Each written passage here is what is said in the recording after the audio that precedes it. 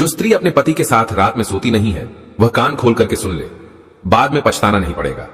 नमस्कार मित्रों, स्वागत है आप सभी दर्शकों का फिर से हमारे चैनल में। मित्रों, आज की वीडियो आपके लिए बहुत कुछ खास होने वाली है, जिसमें आज का विषय है, आज की हमारी चर्चा है कि जो स्त्रियां रात्रि में अपने पति के साथ शयन कक्ष में सोती नहीं है या अपने पति को साथ सोने देती नहीं है तो उनको बाद में पछताना ही पड़ता है। ऐसा क्यों होता है और क्या उनके लिए पछताना पड़ता है? वैसे तो यह बताया गया है कि पति पत्नी के लिए अलग ही सोना चाहिए, लेकिन आप इस टाइटल को सुनकर के बड़ा ही आश्चर्य में पड़ गए होंगे। क्या ऐसा भी जरूरी है कि पति पत्नी साथ में ही सोए, अलग न सोए? तो दोस्तों आइए, इस वीडियो में आज आपको हम बताएंगे कि स्त्री के लिए पति के साथ सोना भी जरूरी है। वो कैसे, तो आइए देखेंगे एक कहानी के माध्यम से, और साथ ही साथ आपको यह भी बताएंगे मनुष्य की 3 गलतियों के बारे में कि जो मनुष्य 3 गलतियां करता है, जानबूझकर भी 3 गलतियां कर बैठता है, मानता नहीं है और बाद में कुछ समय के बाद फिर वो पूरी तरह से हो जाता है।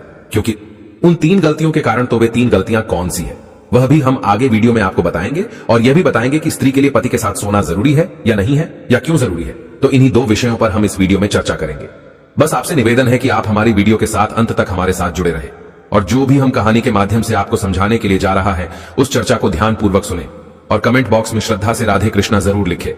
भगवान कृष्ण आपकी सारी मनोकामनाएं पूर्ण करेंगे। तो चलिए दोस्तों बढ़ते हैं आगे। प्रिय दर्शकों, एक समय की बात है, देवर्षि नारद जो थे भगवान नारायण का जाप करते हुए पृथ्वी लोक का भ्रमण कर रहे थे। तभी उन्होंने देखा कि एक आदमी काफी तेजी से जंगल की ओर रात्रि में चला जा रहा है। देवर्षि नारद उस आदमी को देख करके आश्चर्यचकित हो गए। सोचने लगे, इतनी रात में हर कोई अपने अपने घर में घोर निद्रा में सो रहा होगा, लेकिन यह आदमी जंगल की ओर रात्रि में क्या करने जा रहा है और कहां जा रहा है? ऐसा सोचते हुए देवर्षि नारद उस व्यक्ति का पीछा करने लगते हैं। वे आदमी आगे आगे जा रहा था और देवर्षि नारद उस आदमी का पीछा करते करते आकाश मार्ग से होते हुए उसके पीछे पीछे जा रहे थे। दोस्तों, कुछ देर बाद वो नौजवान युवक एक झोपड़ी के पास पहुंच जाता है, जहां पर एक अत्यंत सुंदर स्त्री झोपड़ी के बाहर खड़ी हुई थी। देखने में बहुत ही सुंदर थी। स्त्री उस नौजवान को आते हुए देखकर कहती है, आइए, काफी देर से मैं तुम्हारा इंतजार कर रही थी, तुम काफी देर से आए हो।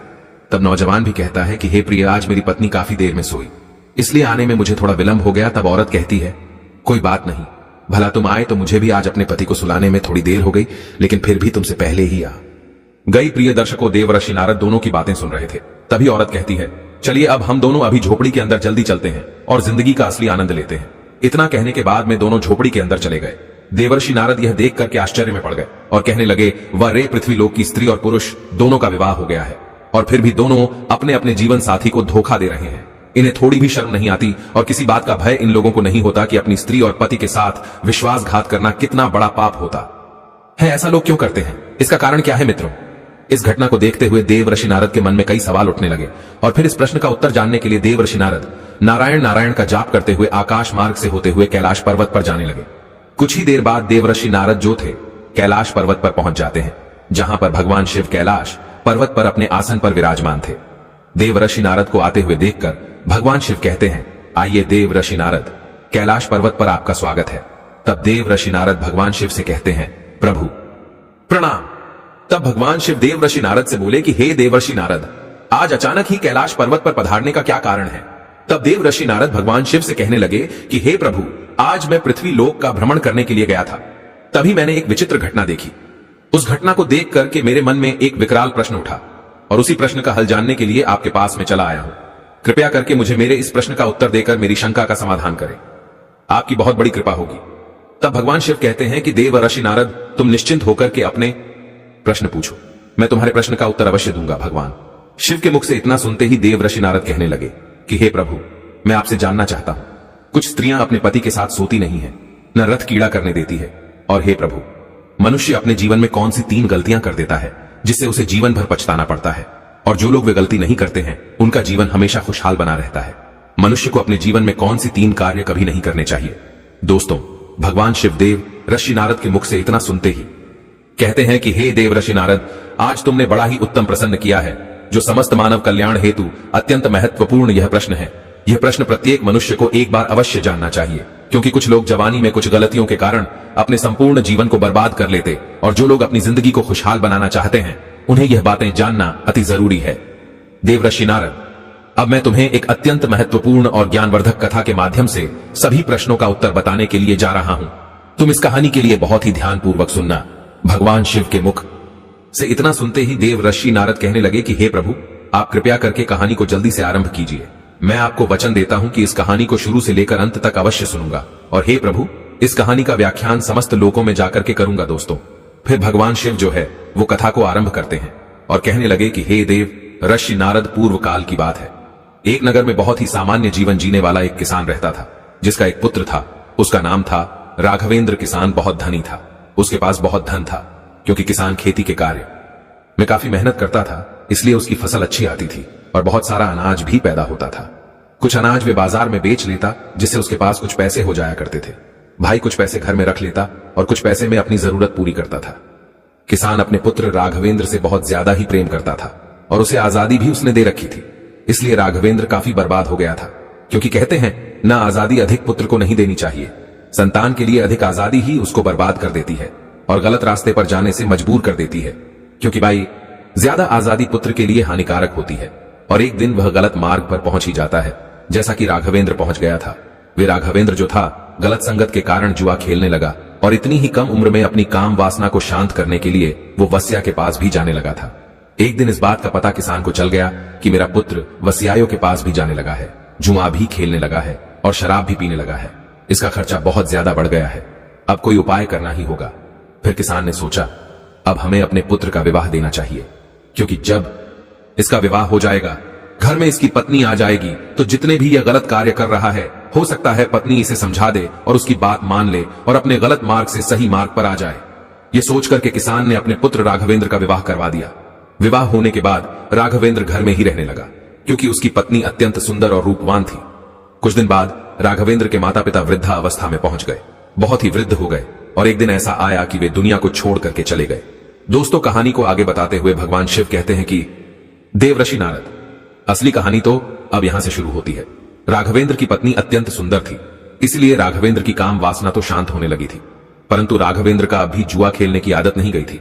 इसलिए जुए में सारी संपत्ति वो राघवेंद्र हार गया और अब उसके पास बिल्कुल धन नहीं था और ना ही कोई उसके पास हुनर था। हे देव ऋषि नारद, एक दिन उसकी पत्नी ने कहा कि अब तो कुछ नहीं है, घर पर यहां राजा के पास में चले जाओ और वहां कोई नौकरी ढूंढ लो, ताकि हम अपने जीवन का गुजारा कर सके। भगवान से बोले कि नारद, समझने वाली बात है, अगर कोई व्यक्ति राजा के पास नौकरी मांगने के लिए जाता है तो राजा पहले उससे पूछते हैं कि तुम क्या कर सकते हो। अगर आपके पास कोई अच्छा हुनर है तो तुम्हें नौकरी भी दे देंगे या किसी कार्य पर रख लेंगे। अगर कुछ भी नहीं है तो बेकार आदमी समझकर आपको वहां से निकाल देंगे। हे देव ऋषि, इंसान की कला ही उसकी पहचान होती है, और राघवेंद्र के पास तो कुछ भी नहीं था, न धन था, न ही उसके पास हुनर था। इसलिए वो अपने जीवन के एक ऐसे मोड़ पर पहुंच गया था जहां पर इंसान का केवल पछतावा ही बचता है। उसके 2 पुत्र भी हो गए थे, उनका विवाह करना था, पैसे की बहुत ही जरूरत थी और राघवेंद्र के पास फूटी कौड़ी नहीं थी। घर चलाना भी मुश्किल होने लगा। राघवेंद्र दाने दाने के लिए मोहताज होने लगा। राघवेंद्र अपने शरीर की शक्तियों को पूरी तरह बर्बाद कर चुका था। एक दिन राघवेंद्र काम भाव से अपनी पत्नी के पास गया, तब उसकी पत्नी बोली, इस संसार में इंसान का सबसे बड़ा सुख केवल काम वासना ही नहीं होता, बल्कि जरूरतमंद लोगों की मदद करना भी होता है, और जो लोग काम वासना के चक्कर में अंधे हुए हैं वो बर्बाद ही हो जाते हैं। हे स्वामी, अब मैं जो तुम्हें 3 गलती बताने के लिए जा रही हूं, बहुत ही गौर से सुनना कि मनुष्य 3 गलतियों को कर बैठता है। कुछ लोग अनजाने में करते हैं, कुछ लोग जानबूझ करके कर बैठते हैं, और जो गलती ये कर बैठते हैं बाद में पूरी तरह से बर्बाद हो जाते हैं। नंबर 1 गलती है, जो अपने जीवन के शुरुआती दिनों में अच्छी शिक्षा और हुनर नहीं सीखते हैं तो अपने जीवन और करियर में कई तरह की दिक्कतों का सामना करते हैं। आपकी यही गलती आपको जीवन भर परेशान कर सकती है। नंबर 2, कामों को टालने की आदत। अगर आप अपने जवानी के दिलों में किसी भी काम को करने में आनाकानी करते हैं और उस समय का सही तरीके से इस्तेमाल नहीं करते हैं, तो ऐसा होने की वजह से आगे चलकर आपको अपने लक्ष्य को हासिल करने में काफी परेशानी भी हो सकती है। और नंबर 3 है गलत संगत में रहना। अपनी जवानी के दिनों में गलत संगति में पड़ जाना और बुरी आदतों का लत लगा लेना आपको आने वाले समय में तरक्की करने से रोकेगा और आपको बर्बादी की ओर ले जाएगा। और सबसे जरूरी बातें हैं कि सेहत का ध्यान ना रखना। अगर आप जवानी के दिनों में अपने शारीरिक और मानसिक सेहत का ध्यान नहीं रखते हैं तो समय में आगे चलकर आपको कई तरह की बीमारियां भी हो सकती हैं। इसीलिए अपनी सेहत का विशेष ध्यान रखना अति आवश्यक होता है। तुमने तो अपने जीवन की शुरुआत ही गलत कर ली, इसलिए आज हम लोगों को इस तरह दिक्कतों का सामना करना पड़ रहा है। अब मैं तुम्हारे साथ काम कीड़ा नहीं करना चाहती हूं, बस तुम्हारे साथ सोना चाहती हूं ना, सुलाना चाहती हूं। अब उम्र आधी से ऊपर हो गई है, मैं भगवान की सेवा करना चाहती हूं। भगवान हम लोगों की सहायता अवश्य करेंगे। अब यही समय है कि आत्मा को परमात्मा से जोड़ने का बाल अवस्था यानी जवानी तक लोगों का जीवन ब्रह्मचारी होता है। ब्रह्मचारी के बाद लोग विवाहित जीवन में जाते हैं। विवाहित जीवन में आने के बाद पुत्र की कामना करते हैं।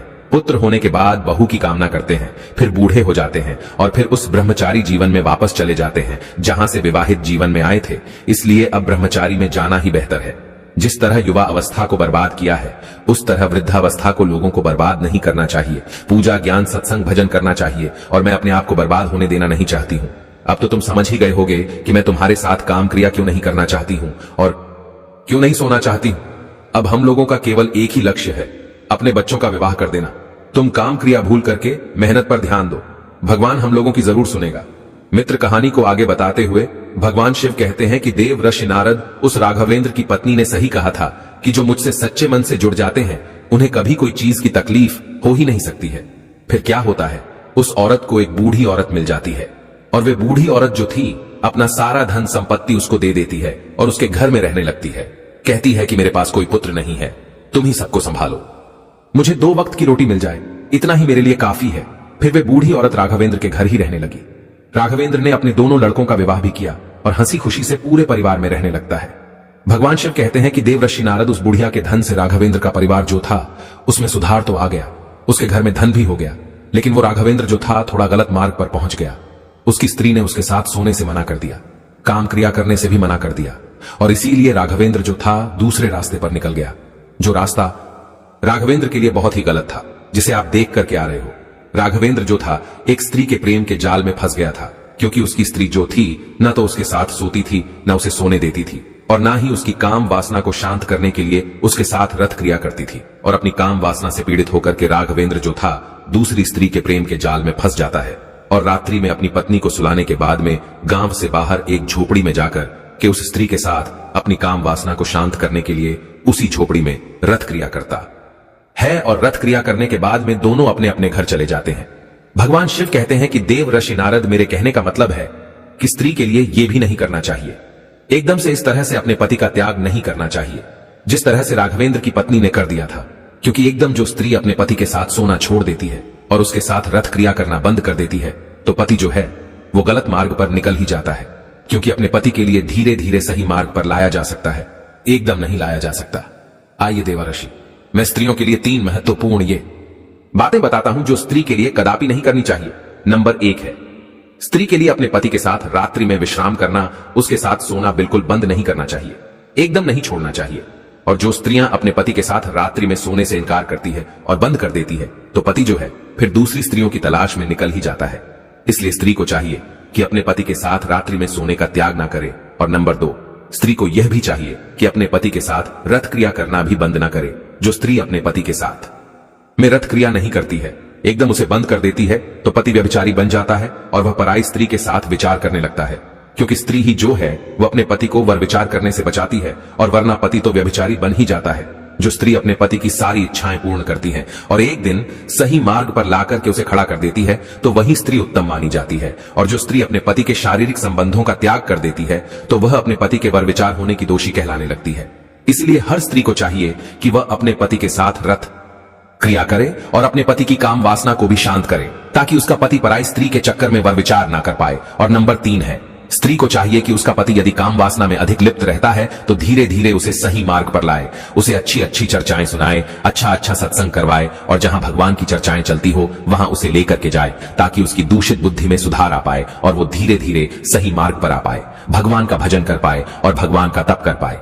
तभी पत्नी का जीवन सफल होता है। ऐसा नहीं है कि स्त्री तो भगवान के भजन में लिप्त हो गई और पति वर विचार करने लगा और पति का उसने शारीरिक संबंधों से बिल्कुल त्याग कर दिया, पति वर विचार के मार्ग पर पहुंच गया और खुद स्त्री भगवान के भजन में लिप्त हो गई। तो यह भी गलत है, क्योंकि पति पत्नी जो होते हैं वो जिंदगी रूपी गाड़ी के दोनों पहिया होते हैं और एक पहिया जो होता है वो अगर रास्ते से बाहर निकल जाता है तो चलने में गाड़ी को झटका लगता है। इसलिए स्त्री को चाहिए कि हर तरह से अपने पति की इच्छाएं पूर्ण करते हुए और उसे सही मार्ग पर लाकर के खड़ा कर देना। ऐसा जो स्त्रियां करती हैं वे स्त्रियां इस समाज में सर्वश्रेष्ठ कहलाती हैं और अपने पति को गलत रास्ते पर जाने से रोक लेती हैं, वर विचार करने से भी बचा लेती हैं, ताकि अपने साथ साथ अपने पति का भी कल्याण करवा देती है। भगवान कहते हैं कि नारद, अब तो तुम जान ही गए होगे कि जिस पुरुष के लिए आप देख करके आ रहे हो कि उस कुटिया में स्त्री के साथ जो रथ क्रिया में लिप्त था वह राघवेंद्र ही था। जो उसकी स्त्री ने उसके साथ शारीरिक संबंधों से बिल्कुल अपना मुख मोड़ लिया, ना तो उसके साथ सोती थी और ना उसके साथ रथ क्रिया करती थी। अपनी काम वासना को शांत करने के लिए राघवेंद्र जो था, पराई स्त्री के साथ वर विचार करने में लिप्त हो गया, जिसे आप देख करके आ रहे हो दोस्तों। देवर्षि नारद अपने प्रश्नों का हल जान करके बहुत ही प्रसन्न हो जाते हैं और नारायण नारायण का जाप करते हुए वहां से प्रस्थान कर जाते हैं। तो दोस्तों, उम्मीद करता हूं यह जानकारी आपके लिए भी बहुत ही पसंद आई होगी। यदि अच्छी लगी है तो कमेंट बॉक्स में जरूर बताइएगा। इतना समय देने के लिए आप सभी का बहुत बहुत धन्यवाद। अब दीजिए इजाजत, मिलते हैं अगली वीडियो में किसी और ज्ञान चर्चा के साथ। वीडियो लाइक करना मत भूलिएगा। सभी सब्सक्राइबर बंधुओं एवं दर्शक भाई के लिए जय श्री कृष्णा। ओम नमः शिवाय।